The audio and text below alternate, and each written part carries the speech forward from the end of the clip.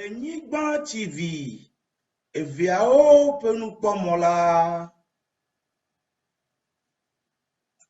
Mikolo legal eji le deka on premier le Ewenyigba TV le Germany na kwa local studio le Kabala Junction legal eji le Sokpoe Tɔtsogbezã luluji na fia bi le kple mama ope palace alope fia sama na le akwa le yepe immediate right mama Nyakwasi the first le Tɔtsogbezã the fifth alors konya ta susueta oduna sana Tɔtsogbezã na emi ta ole dunda emi ta ole bodida yeme ko emile lege ya mama yozo Tɔtsogbezã yozo ba Ewenyigba TV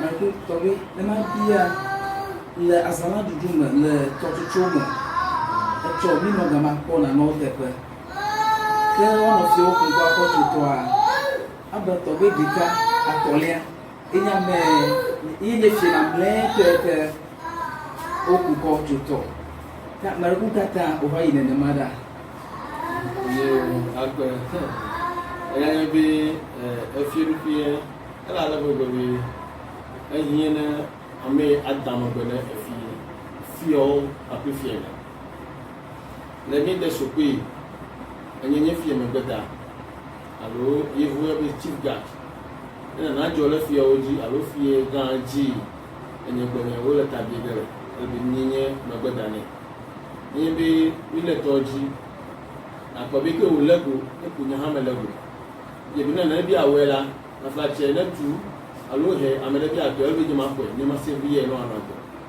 e go ye bi chi do hi e mata o le bi ma ye so e ko ye ma ko de din na me lego la kenya le ba to ne to me shimo la ama me sho bi me di ma no me la so ko to e gbe ge wa wo la gbe ta bi ge lo mata o le bi ma to so obi ape mama nobe mama Nyakwasi bekanye mama Nyakwasi to ku de dem Lebu mama Nyakwasi Tɔtsogbezã nyanu fie ini mama Nyakwasi ite le kplɔ ali o le komane o le efi ganti eta ni hamale nti nenye be nane le bi ma nyame de nya woreka akpasi akpɔgbɔ mo kwa ko mama Tɔtsogbezã ne ma izima gano de ma susukanti ta ye Sokpoe to oduna Tɔtsogbezã da yo akpe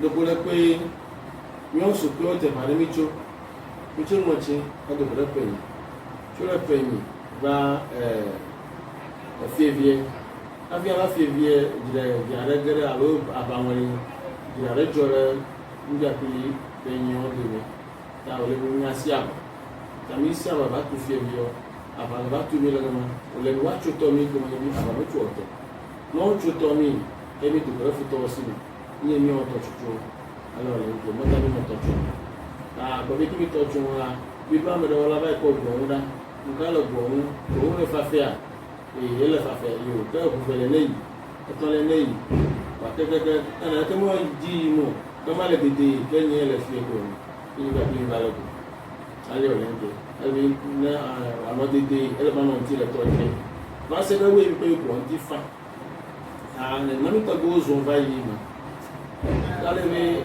ana be special pe mi no ku do ji ma wo ana jume vio o bonu kufu ana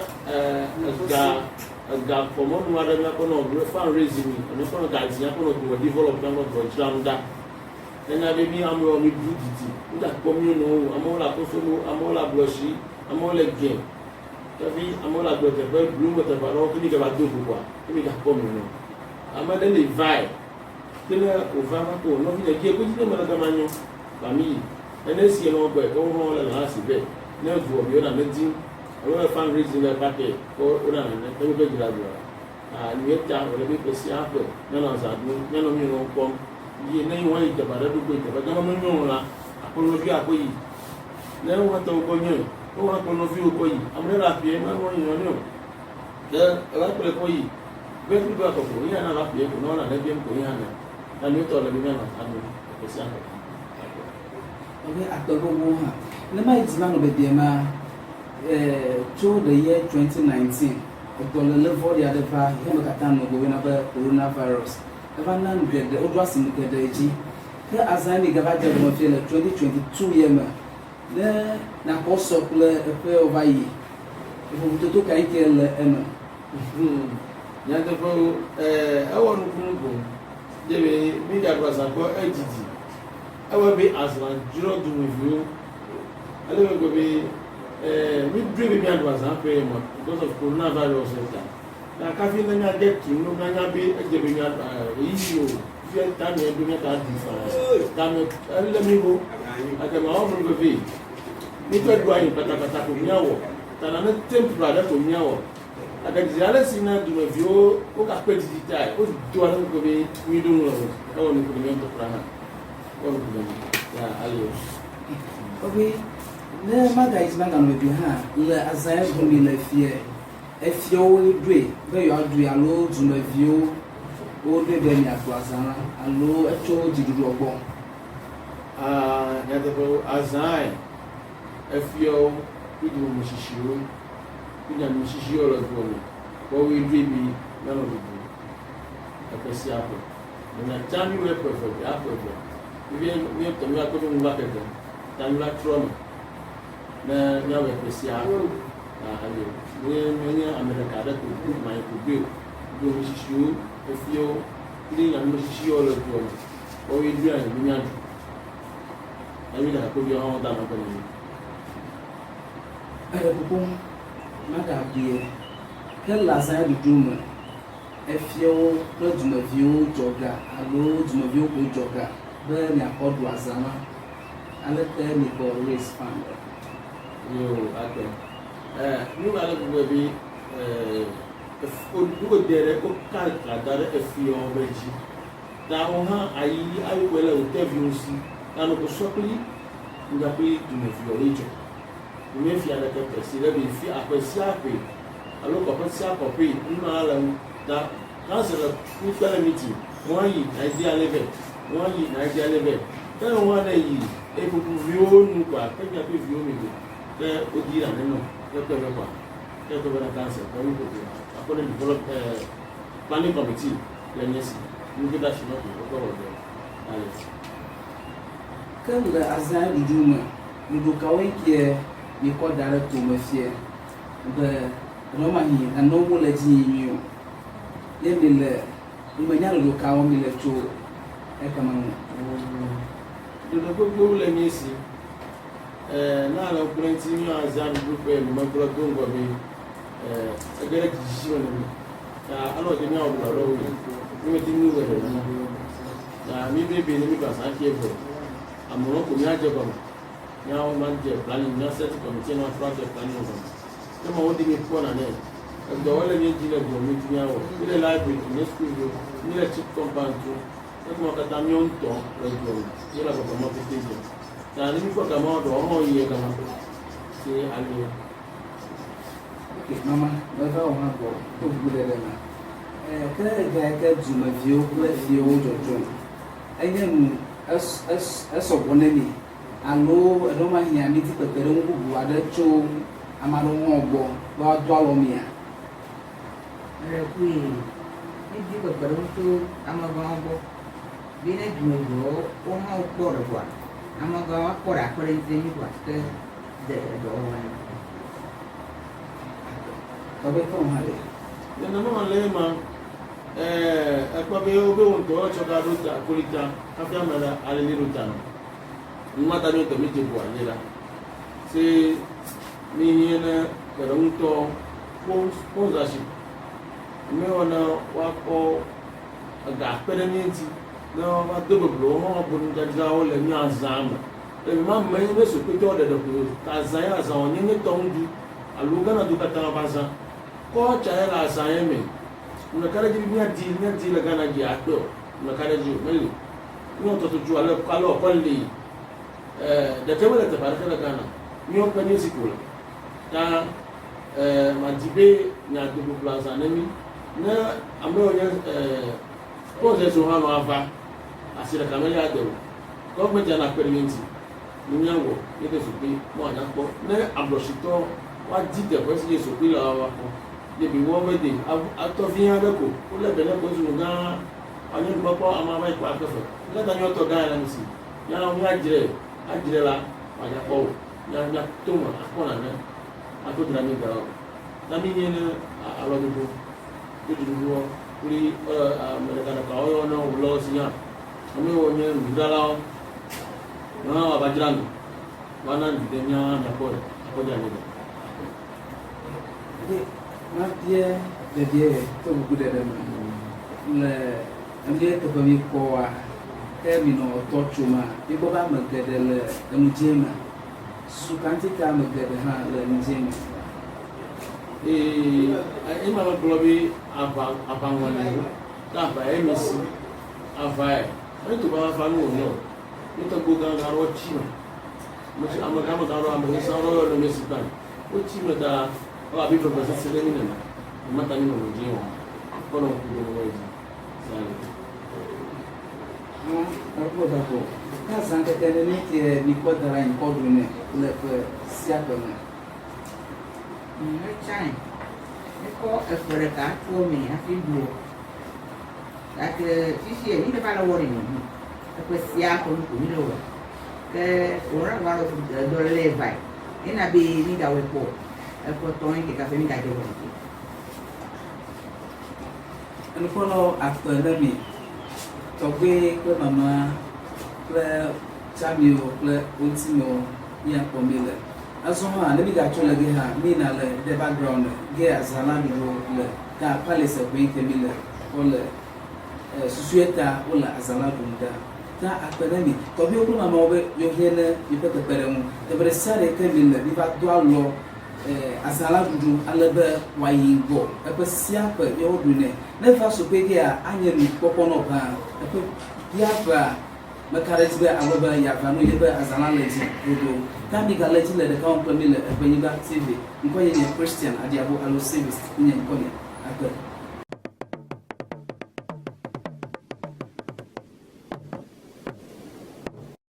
Ewenyigba TV eviao penu pomola dia de o mala de da wala la me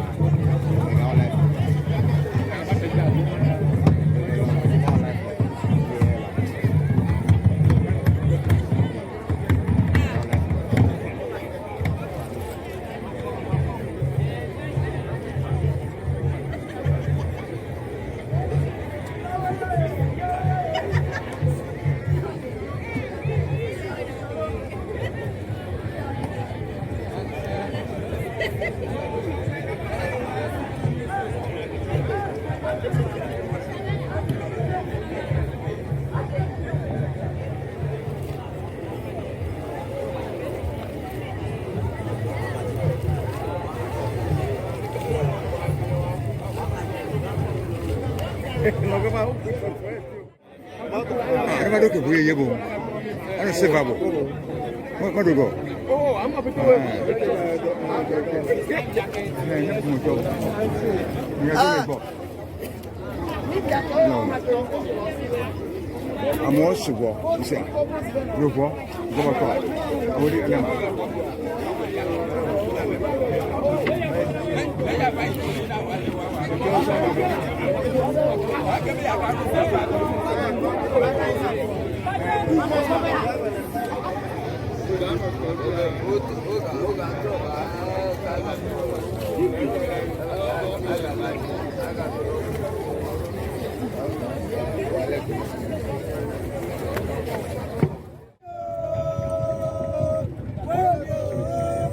Olu ka atanya ya, na atanya.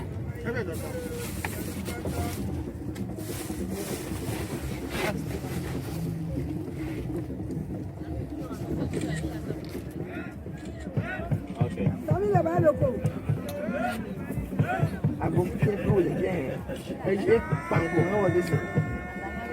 E ma nyabe nyabo no la kamo, ba de ku. E ma ka ga mo nyabo no.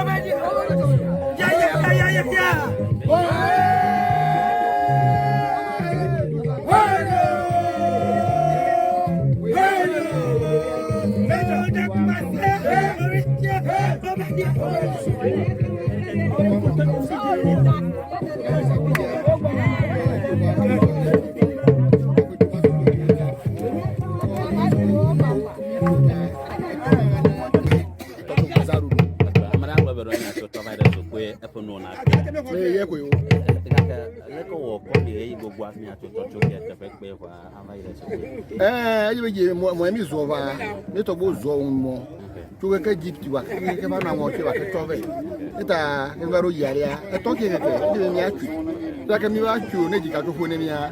Yo le ne su be ya, bi tu te fete po ke to ke ba lo. Ta, ke ba le to bo do le ya. Ta mi to ye ko Tɔtsogbezã. De kono fo vi ka we ye chi. De kono ka fo we ye ji we to.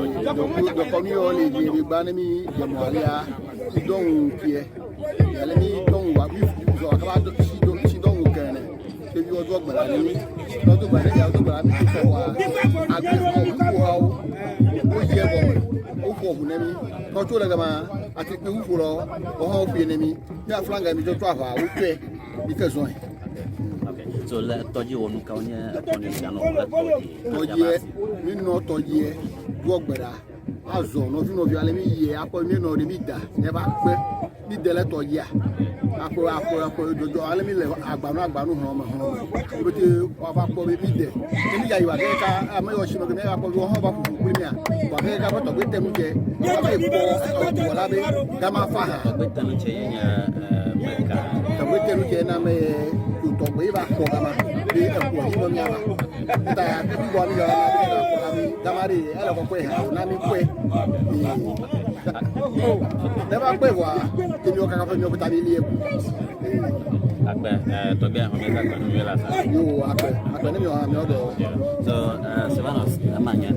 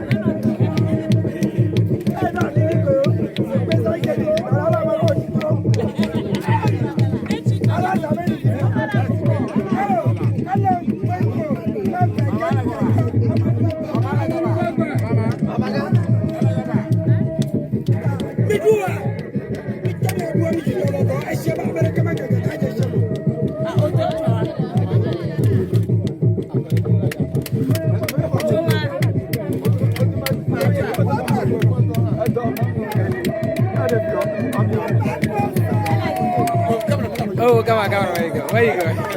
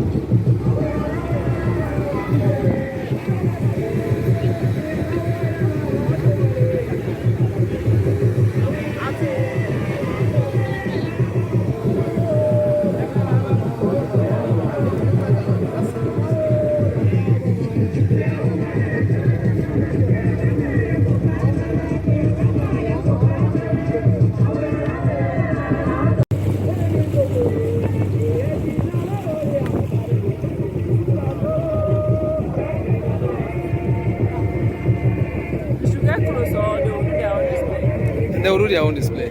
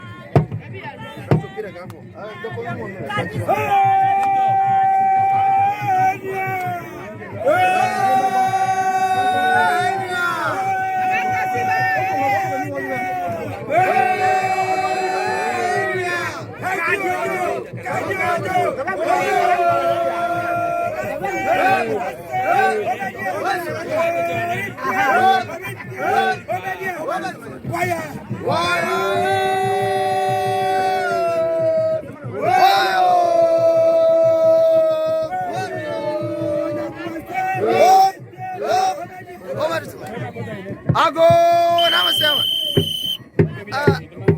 Akia is off camera. Doja, ni bajola. Amusema. Ni bajola, amusema. Bye.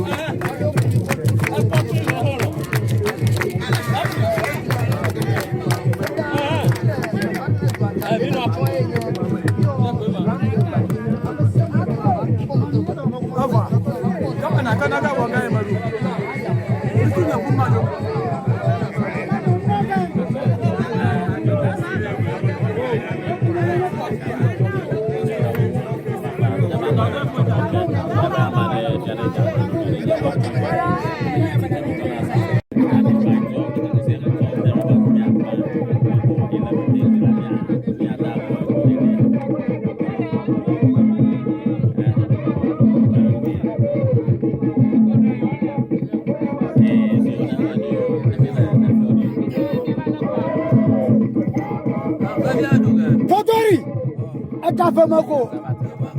Kaje du ga kaje jopa. Na mo to ka ba na kaje du ko. Na ko nya lo. Ka famako.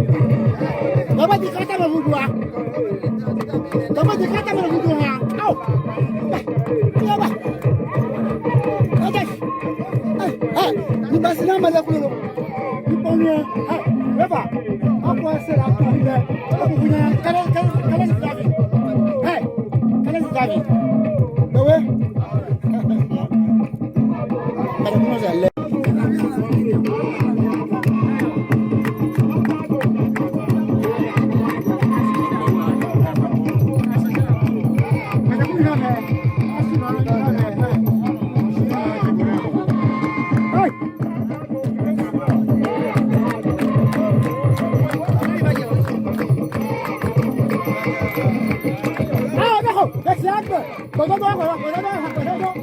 I know what has to go over there. You have to do it. Tell me what's going on. That's what you do.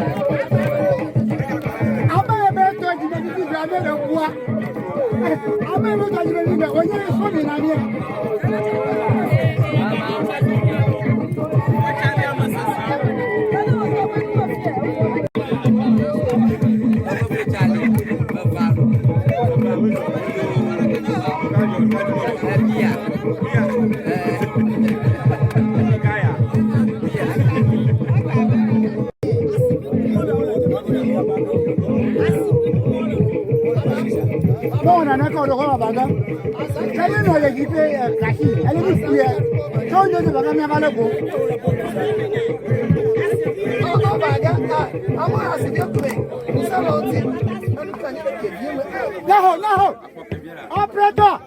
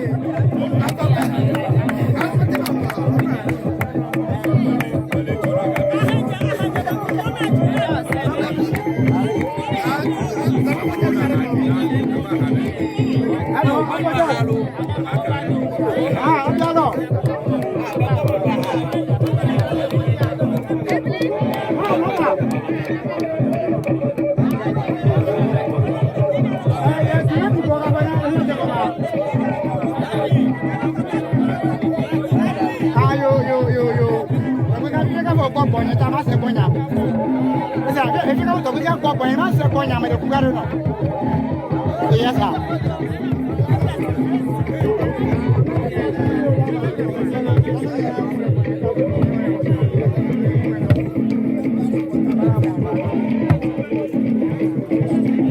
kaji so ga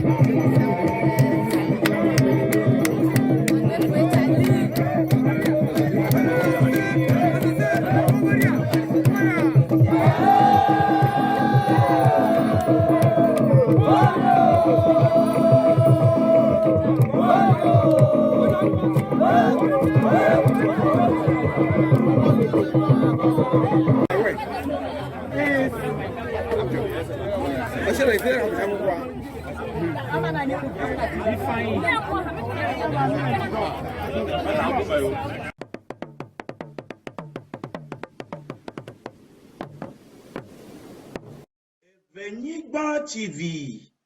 Eviao penupomola.